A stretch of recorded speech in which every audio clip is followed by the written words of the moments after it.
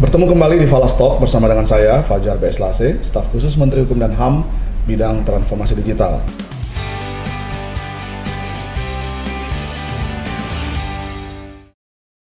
Hari ini kita membahas sebuah topik tentang HAM, yaitu bagaimana Indonesia mengimplementasikan rekomendasi dari Universal Periodic Review pasca sidang UPR tahun 2022 yang baru saja diikuti oleh Bapak Menteri Hukum dan HAM.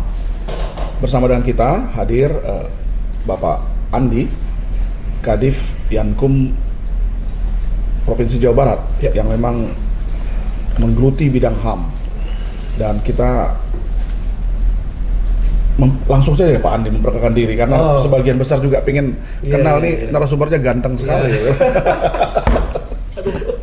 Ayo Pak, silakan. Baik, pemirsa Falas Talk, kenalkan nama saya Andi Taliting Langi, Kepala Divisi Pelayanan Hukum dan HAM, Kanwil Kementerian Hukum dan Provinsi Jawa Barat, dan saksikan terus Falas Talk karena isu-isunya sangat menarik untuk disimak bersama dan juga menjadi edukasi buat masyarakat Indonesia. Sebelum dimulai jangan lupa like, subscribe, follow, dan berikan komentar positif untuk mendapatkan informasi-informasi yang terkini. Pak Andi, terima kasih sudah hadir Pak Andi. Siap. Kita coba melihat apa yang harus dilakukan Indonesia pasca sidang UPR yang kemarin dihadiri oleh Pak Menteri Hukum dan HAM.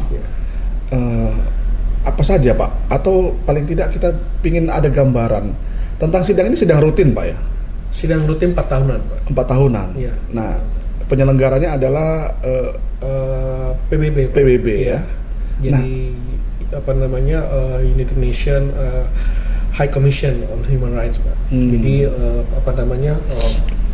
Komisi Tinggi HAM PBB yang sering menyelenggarakan memang sidang-sidang khususnya evaluasi implementasi HAM dari seluruh negara yang sudah meratifikasi baik itu kovenant maupun konvensi hak asasi manusia. Jadi mereka itu melihat sejauh mana negara pihak termasuk Indonesia itu implementasikan. Kemudian rekomendasi-rekomendasi yang sudah diberikan kepada negara pihak itu sejauh mana sudah dilaksanakan. Apa kendalanya, dan sebenarnya kalau saya melihat bahwa sidang UPR ini kan sebenarnya bukan sebenarnya ajang untuk menjudge negara tersebut, tapi sebenarnya ajang buat negara pihak itu untuk melakukan kerjasama. Kalau saya melihat peluangnya di situ. Kenapa saya katakan ini sebagai ajang kerjasama? Karena mungkin saja di negara itu belum melaksanakan karena beberapa tantangan dan hambatan. Mungkin saja dari sisi finansial, sisi keterbatasan SDM, keterbatasan kompetensi dan sebagainya, yang kemudian ini bisa dibawa untuk dikerjasamakan negara dengan negara yang sudah mapan atau sudah profesional dalam menjalankan isu-isu tersebut. Nah ini sebenarnya peluang buat negara Indonesia. Tapi di sisi lain seringkali ini dilihat sebagai kayak judgment ya. Kayak macam penilaian bahwa layak nggak negara itu ya, di ranking nggak negara itu terhadap pemenuhan implementasinya. Ya, kalau ranking sih tidak, tapi seperti kayak ada catatan-catatan merah. Gitu, catatan merah. Nah, kalau catatan merah itu terjadi, ini buruk buat investor Pak untuk masuk ke Indonesia. Nah, oleh karena itu, kenapa saya katakan bahwa HAM ini boleh katakan seru-seru pedas loh. Tapi ini ada yang mengatakan ini mainannya negara-negara Eropa, Amerika. Kalau negara-negara Asia sih nggak terpengaruh dengan rekomendasi-rekomendasi tersebut. Iya, tapi imbasnya Pak, dampak, karena kan kita juga tergantung kepada kebijakan-kebijakan internasional. Ya, kalau boleh saya ambil logika seperti ini, kalau negara itu tidak secure, ya, bagaimana sebuah investor tuh masuk bahwa investasi yang akan ditanamkan di negara itu terjamin. Kalau negara itu tidak aman. Dari sisi hak asasi manusia tidak aman. Apalagi misalkan yang diutus ke negara tersebut perempuan. Ya, kayak gitu. Oh, ternyata perempuan di sana datang-datang betul mengalami kekerasan seksual. Exactly, Pak. Nah, itu dia. Bagaimana? Nah, itu yang kemudian ini harus ada memang jaminan suatu negara bahwa negara pihak itu aman, sehingga banyak investor yang datang. Ini yang saya selalu tekankan kepada pemerintah daerah, bahwa isu-isu kecil-kecil apapun itu bisa booming secara internasional. Jadi kita nggak bisa lagi sembunyi di belakang bantal bahwa hak asasi manusia itu kemudian hanya dilihat dari kacamata yang sangat kecil, yang kemudian ini tidak akan berimbas. Ternyata itu salah. Ketika hal-hal yang kecil, misalnya ada pemerintah mengabaikan masyarakatnya busung lapar misalnya, ya, ini bisa langsung terekam dan langsung dibahas ke tingkat internasional. Jadi begitu cepatnya informasi ini masuk ke internasional, yang kemudian Indonesia dipertanyakan, ini bagaimana pemenuhan hak asasi terhadap pangan seperti itu.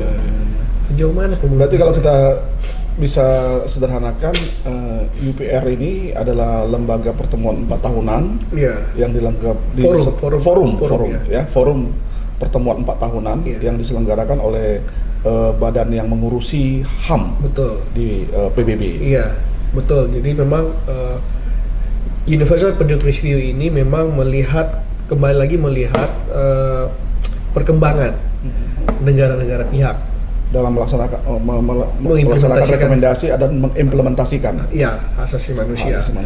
Dan fokus-fokusnya apa saja itu, Pak? Kalau fokusnya tergantung negara-negara yang memang yang sudah menjadi negara pihak, itu rekomendasinya apa saja itu memang bervariasi, Pak. Tidak sama ya, masing-masing bervariasi. Itu, ya. Tapi rata-rata memang ketika rekomendasi ini kan macam-macam. Ada seperti kemarin di November kemarin itu waktu sidang UPR itu menanyakan tentang sejauh mana revisi KUHP. Itu dibahas ya? Itu juga dipertanyakan. Kemudian isu hukuman mati, ternyata masih ada juga isu hukuman mati. Kemudian isu ratifikasi OPCAT, optional protokol, jadi protokol tambahan tentang konvensi anti penyiksaan. Padahal ini kita sudah ratifikasi. Kalau OPCAT belum kita ratifikasi. Kalau CAT sudah, Pak. CAT-nya. Nah, itu cerita lain lagi tuh kalau CAT. Nanti gitu kita kalau ada sesinya ini kita jadi isu ratifikasi OPCAT ini sebenarnya isu pembentukan namanya NPM. National Preventive Mechanism atau mekanisme pencegahan nasional yang memang nanti muaranya ada di tempat-tempat tahanan termasuk di rutan nantinya. Kenapa OPCAT ini perlu diratifikasi? Karena lembaga-lembaga independen itu pengen melihat sejauh mana tempat-tempat detensi atau tempat-tempat penahanan itu diamati tidak melanggar hak asasi. Nah, kalau untuk hal itu Indonesia perlu mengkaji benar-benar sebelum meratifikasi. Oh iya, pasti, Pak. Karena harus melihat kemampuan pemerintah untuk mengadakan tempat sesuai standar yang seharusnya ya, Pak ya.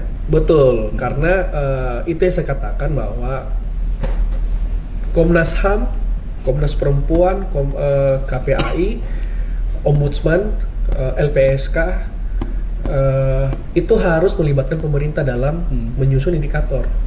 Tidak bisa lembaga ini berjalan sendiri mengukur indikator. Kenapa? Karena yang mereka amati adalah dalam penguasaan pemerintah, seperti lapas, rutan, dan tempat-tempat penahanan seperti di kejaksaan, kepolisian. Nah, ini dalam penguasaan pemerintah. Kalau mereka membuat indikator sendiri tanpa melibatkan pemerintah, nanti apa yang mereka cek tidak sesuai dengan apa yang sudah dipenuhi oleh pemerintah. Nah, ini yang kadang-kadang tidak terjadi suatu koordinasi yang baik. Oleh karena itu saya sangat sarankan harus duduk bersama. Nah, kalau ingin meratifikasi OPCAT itu harus duduk bersama. Harus duduk bersama dulu untuk menyusun indikatornya seperti apa. Nah, itu isu OPCAT. Terus ada lagi isu kebebasan beragama dan berekspresi. Itu isu yang di Cilegon itu diangkat ke sana, Pak. Yang masalah pembangunan gereja itu ternyata sudah nembus ke forum internasional dibahas. Nah, kemudian isu terhadap perempuan dan anak serta disabilitas itu juga diangkat di forum UPR, serta isu Papua. Tapi isu Papua sudah mulai berkurang, tidak sebanyak seperti yang periode sebelumnya. Ini karena masifnya pembangunan di masa Pak Presiden Jokowi. Betul sekali. Sudah jadi ibaratnya dulu kalau 10 sekarang tinggal 3 misalnya seperti itu. Itu yang isu-isu yang kemudian diberikan kepada pemerintah Indonesia. Nah, dari sekian isu saya belum dapat informasinya. Katanya sih 200 sekian rekomendasi yang Indonesia dapatkan dari 140-an negara. Karena kan ada, kalau tercatat di PBB kan ada 140 negara, Pak, yang ikut dalam UPR ini kan ada 140 negara. Yang kemudian Indonesia mendapatkan sekitar 200-an rekomendasi. Nah, saya belum dapat informasinya dari 200 itu berapa rekomendasi yang diterima dan berapa rekomendasi yang pending. Kalau kemarin periode sebelumnya ada 175 rekomendasi yang kita terima 150, rekomendasi yang kita tidak terima ataupun kita pending itu ada 25 rekomendasi. Karena rekomendasi itu kan dari sisi mereka ya, penilaiannya. Rekomendasi kan bisa kita terima, bisa kita tolak. Bisa tolak, tapi kalau yang rata-rata kita terima karena memang bisa kita penuhi di dalam negeri kita sendiri. Itu Pak. Nah, ini. Apa konsekuensinya bila kita tidak mengikuti forum 4 tahunan tersebut? Banyak, Pak. Konsekuensinya itu besar. Apalagi Indonesia mau melakukan kebijakan Pak Jokowi ini pemulihan ekonomi nasional. Kita butuh investor, Pak. Itu tadi yang saya katakan. Kalau kita tidak bisa memberikan suatu jaminan hak asasi manusia di negara kita sendiri, investor akan bakal lari ke tempat lain. Gitu. Ya kan sudah terjadi kemarin. Kayak investor lari ke Vietnam, investor lari ke Thailand.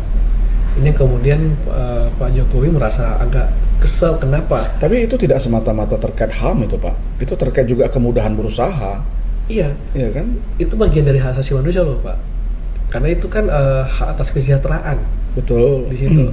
Tapi kalau fokusnya misalnya hanya fokus mereka biasanya membahas tentang perempuan, tentang anak. Kalau kemudahan berusaha ini memang ya sudah mulailah dipangkas oleh pemerintah ya. Dan keinginan pemerintah juga kan untuk bisa memberikan iklim yang sangat kondusif bagi investor masuk ke Indonesia. Hanya imbas-imbas ini yang kemudian mereka lihat secure atau tidaknya negara tersebut, yang kemudian mereka melihat bahwa worth it enggaknya sih mereka bisa menanamkan suatu investasi ke negara tersebut. Karena memang mereka juga ternyata banyak pelaku-pelaku bisnis internasional itu, multinasional itu juga mengikuti sidang-sidang UPR ini karena mereka tahu bahwa negara-negara Asia itu punya potensi untuk mereka masuki. Nah, kalau tidak ada suatu jaminan, kita ini bersaing dengan negara-negara Asia lain, Pak. Tapi kalau ibaratnya kan kita ini menjual. Kalau jualan mereka lebih bagus, kenapa nggak ke sana gitu? Nah, Indonesia juga harus bisa menjual seperti itu. Kalau jualan kita bagus, HAM-nya kita bagus, maka why not Indonesia menjadi pilihan mereka untuk membangun suatu bisnis di sini. Ya, ini bangsa kita ini memang tidak mudah ya untuk bisa menerapkan HAM itu karena memang suku bangsanya banyak. Iya. Ya. Jadi begini Pak, sebenarnya HAM itu kan memang kembali lagi saya katakan bahwa kita kan menganut tidak hanya universalitas. Kita tidak seperti di Eropa.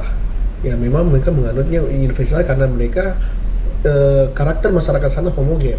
Kalau kita kan karakter masyarakat itu heterogen. Iya. Nah, sehingga yang namanya hak asasi manusia secara relativisme itu memang masih ada di sini. Artinya apa? Kita dibatasi oleh budaya, agama. Karena HAM yang ada di sana di barat sana kan liberal.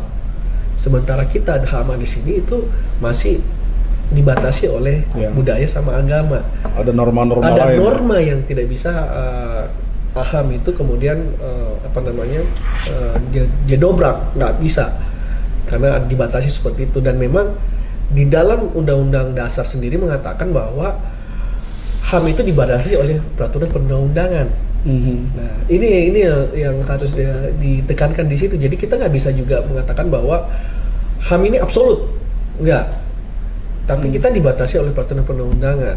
Nah, peraturan undang-undangnya kemudian selama dia tidak tidak mengganggu ketertiban, tidak mengganggu masalah keamanan dan nasional dan sebagainya, maka HAM itu bisa ditegakkan. Tapi kalau HAM ini kemudian dianggap bisa mengganggu keamanan dan sebagainya, maka dia harus diatur oleh undang-undang yang lebih spesialis ya seperti itu. Nah itu yang kemudian oleh Pak Menteri waktu menyampaikan tentang perkembangan rekomendasi tersebut, memang banyak negara memang mengapresiasi Indonesia terhadap implementasi hak asasi manusia yang kita sudah laksanakan. Karena apa? Dilihat dari bagaimana pelaksanaan kabupaten kota peduli hak asasi manusia. Ya, kita gencar tiap tahun lakukan rencana aksi nasional hak asasi manusia. Ranham ini kan memang Indonesia satu-satunya kemarin, dan banyak negara-negara Asia itu belajar ke Indonesia tentang bagaimana menyusun rancangan nasional hak asasi manusia. Dan salah satunya Malaysia yang datang ke kami itu untuk berdiskusi bagaimana menyusun suatu Ranham, termasuk di forum Asia Human Rights itu yang saya pernah hadiri. Negara Asia pun mempertanyakan bagaimana Indonesia menyusun suatu kriteria kabupaten kota peduli hak asasi manusia. Nah ini yang menarik buat kita sebagai negara Indonesia, karena banyak negara menjadikan Indonesia sebagai barometer. Ini yang diapresiasi. Tapi di sisi lain memang banyak catatan-catatan bagi Indonesia, khususnya di lapas, terkait lapas, overcrowded dan sebagainya. Itu masih catatan-catatan yang memang ini menjadi PR kita bagaimana menyelesaikan seperti itu. Kemudian kita berharap sih setelah KUHP yang baru disahkan kemarin, ada banyak alternatif penghukuman, tidak hanya harus masuk ke penjara kan? Betul ya. Betul. Nah, makanya dengan adanya alternatif hukuman ini memberikan option buat hakim, gitu. Apakah nanti dia kerja sosial, kerja masyarakat, apakah harus bayar denda saja, gitu, tanpa harus masuk ke lembaga pemasyarakatan seperti itu, Pak. Nah, itu jadi kalau berdasarkan pengelompokan tema rekomendasi yang diangkat dari negara lain, bahwa boleh dikatakan kesehatan gender dan perlindungan pemajuan hak perempuan anak itu menempati urutan teratas untuk isunya. Yang direkomendasikan itu ada 64 rekomendasi, Pak. Jadi ada 64 rekomendasi tentang kesehatan gender, perlindungan perempuan dan anak. Kemudian disusul dengan penguatan kerangka hukum dan kelembagaan. Itu ada 38 rekomendasi. Termasuk itu tadi revisi KUHP. Dan kelembagaan-kelembagaan yang ada di Indonesia, misalnya bagaimana penguatan Komnas, Komnas dan sebagainya, itu Ombudsman dan sebagainya. Nah, saya juga khawatir juga ya. Keberadaan lembaga ini kan memang mereka ini sebenarnya corong siapa nih, Pak? Pendukung ya. Bagaimana Pak? Lembaga-lembaga ini, ini corongnya corongnya luar atau mitra pemerintah? Iya. Begitu. Jadi ini menarik ini, Pak, karena memang seringkali lembaga-lembaga non pemerintah ini against juga pemerintah. Nah itu yang ingin saya membaca seperti itu, tapi mudah-mudahan enggak. Ini salah. Tapi kita harapkan sebagai pelengkap, gitu. Itu harapan kita. Ya, itu hanya sebagai pelengkap dari apa yang tidak dilakukan oleh pemerintah. Kan selalu menjadi pertanyaan masyarakat awam, apa bedanya Dirjen HAM dengan Komnas HAM? Gitu kan? Apa bedanya? Nah, tapi kalau kita lihat secara gamblang di dalam Undang-Undang 39 tahun 99 dengan Undang-Undang Pengadilan HAM, itu jelas sekali perbedaan antara mana domainnya Komnas HAM, mana domainnya pemerintah, mana domainnya Komnas HAM di situ.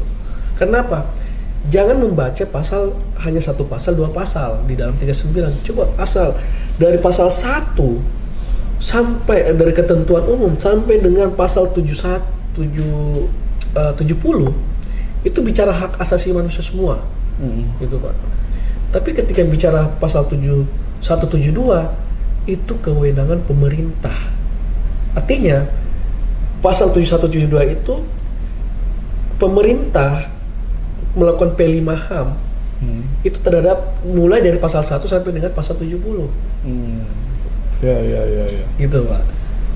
Jadi pemerintah bukanlah yang berada di luar pagar. Iya. Tapi sebenarnya pengatur regulasi kepada semuanya. Pengatur regulasi. Jadi kita itu namanya pencegahan memang yang harus dilakukan oleh pemerintah. Nah, Komnas HAM punya bagian tersendiri ketika ada pelanggaran HAM berat. Pelanggaran HAM berat itu apa? Yang sudah kita ratifikasi itu termasuk genosida, kejahatan terhadap perang. Nah, ini yang harusnya menjadikan fungsi Komnas HAM seperti itu. Nah, oleh karena itu kalau dikatakan apa bedanya? Bedanya pemerintah melakukan pencegahan, Komnas HAM melakukan penindakan atau penegakan terhadap pelanggaran HAM berat. Kalau kita lihat dua undang-undang yang berbeda ini, yang sebenarnya senyawa gitu, dan bisa dipisahkan. Pencegahan dan penegakan. Iya, pencegahan dan penegakan. Nah, kemudian kerjasama instrumen dan mekanisme HAM internasional memang ada 37 rekomendasi. Artinya memang kita diminta untuk terus melakukan kerjasama dengan pihak-pihak pihak-pihak internasional. Ya, sekarang kan sudah banyak sekali kedutaan bekerjasama dengan pemerintah Indonesia, kemudian NGO internasional juga kerjasama dengan pemerintah Indonesia dalam hal pemajuan hak asasi manusia di Indonesia, dan ini juga didorong terus, termasuk bagaimana kerjasama internasional terhadap perubahan-perubahan di lembaga pemasyarakatan, di rumah tahanan, di juga beberapa tempat-tempat detensi, dan juga tentang perlindungan perempuan dan anak. Itu juga banyak lembaga-lembaga internasional sudah kerjasama dengan pemerintah Indonesia seperti itu. Ya, kita sih optimis ya kalau melihat semua perkembangan yang dilakukan oleh pemerintah Indonesia ini ya ke arah yang positif kok. Iya. Ya, lembaga-lembaga yang dibentuk oleh Indonesia juga mendukung semua hal itu. Iya. Ya, artinya sebenarnya kita bisa gagah ya datang di UPR 2022 kemarin ya. Ya, karena implementasi terhadap rekomendasi-rekomendasi itu kita hampir merata kita bisa jalankan dan ada progresnya. Iya. Begitu, Pak ya? Kalau saya lihat kemarin di tayangan, kita kan hanya nonton di Indonesia aja, Pak. Pak Menteri dengan gamblangnya itu menjawab memberikan suatu statement-statement yang luar biasa terhadap rekomendasi periode sebelumnya.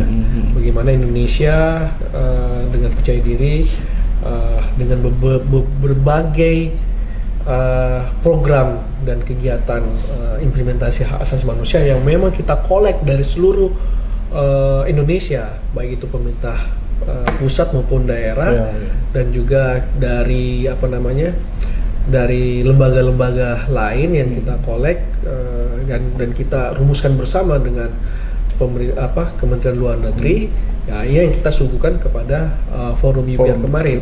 Dan itu luar biasa mendapatkan apresiasi. Dan memang ini kerja keras dari tidak hanya Kementerian Hukum dan HAM, tapi memang juga peran dari pemerintah daerah, yang memang sudah termotivasi dalam mengimplementasikan hak asasi manusia. Dan cuman memang iklimnya kita yang membuat ya. Iya, kita buat iklim kepada pemerintah kabupaten kota. Betul. Supaya akhirnya mereka akhirnya peduli semua. Peduli. Dan kemarin kita lihat saja waktu penyerahan penghargaan kabupaten kota peduli HAM yang memang sempat tertunda tahun sebelumnya dan baru dilaksanakan tahun ini, itu antusiasme dari kepala daerah itu untuk mendapatkan piagam itu sudah luar biasa. Kehadiran mereka. Dan ini mereka berlomba-lomba untuk apalagi tahun depan tahun politik, Pak. Bagi mereka itu suatu legitimasi buat mereka untuk menegaskan kembali kepemimpinan mereka. Jualan pasti, Pak. Legasi mereka. Legasi mereka, karena biar bagaimanapun hak asasi manusia di mata masyarakat itu, kalau pemerintah dan dalam tangan kekuasaan mereka berhasil, maka akan memunculkan suatu trust, politik trust terhadap kepala daerahnya, pemimpin daerahnya, pasti itu, Pak. Benar sekali, Pak. Karena tadi Bapak sampaikan rekomendasi itu termasuk apresiasi kepada sebuah daerah itu linear terhadap investasi yang datang ke mereka. Betul, Pak. Nah, kalau kabupaten kotanya semakin tinggi pemenuhan HAM-nya, maka investor pun nggak takut, Pak. Nggak takut, Pak, untuk datang ke sana. Takut, Pak. Pak, apa pesan Bapak? Terima kasih banyak. Ini kalau kita bahas nih nggak habis-habis nih, Pak, tentang HAM ini. Tapi tentu kita mengapresiasi dan berterima kasih kepada pemerintah, Bapak Presiden Jokowi, Pak Menteri Hukum dan HAM yang dengan Dirjen HAM-nya menggelorakan semangat hak asasi manusia ya, dengan kabupaten kota peduli HAM, ada Ranham di sana, desa sadar hukum juga, Pak. Itu luar biasa sekali tuh. Sampai tingkat desa juga kita melakukan edukasi ya, Pak ya. Nah, tentu kita berharap pemenuhan HAM di Indonesia ini semakin baik, Pak ya. Walaupun ada hal-hal yang belum terpenuhi, itu menjadi PR yang masih harus kita kerjakan. Apa pesan Bapak khususnya mungkin supaya geliat ini bisa terus berlangsung? Apresiasi terhadap laporan UPR pemerintah Indonesia di forum HAM kemarin memang memberikan suatu kepercayaan kepada bangsa Indonesia khususnya, Pak. Jadi kepercayaan ini di mana kita bisa lihat secara langsung bahwa Indonesia berhasil menjalankan tugasnya sebagai presidensial G20 kemarin. Dan ini memberikan suatu jawaban kepada pihak internasional bahwa Indonesia mampu melit suatu lembaga yang boleh dikatakan ini tidak mudah bagi negara-negara lain, dan Indonesia sudah sekarang diperhitungkan. Dan sekarang ini Indonesia melepaskan presidensial G20-nya dan kembali menjabat sebagai ketua ASEAN. Nah, ini artinya apa? Bahwa dengan pelaksanaan imbas dari implementasi asasi manusia yang sudah mulai membaik di Indonesia, memberikan suatu trust kepada bangsa Indonesia sendiri, pemerintah Indonesia, untuk bisa menjadi lead. Saya harapkan tidak hanya di Asia Tenggara saja, tapi menjadi aktor nanti di dunia internasional. Dan yang jelas kita bersama-sama pemerintah itu bagaimana kita berkomitmen untuk mengedepankan prinsip-prinsip asasi manusia agar memberikan kepada masyarakat bagaimana pemenuhan, perlindungan, penegakan, dan juga pemajuan asasi manusia kepada masyarakat ini bisa dirasakan lebih banyak lagi oleh keren sekali. Terima kasih, Pak Andi. Pemirsa Falastalk, pemenuhan HAM ini sebenarnya simple. Mari kita mengamalkan butir-butir Pancasila, maka tentu nilai-nilai HAM itu terkandung di dalamnya dan kita akan dengan mudah untuk menerapkannya dan membangun Indonesia semakin tangguh.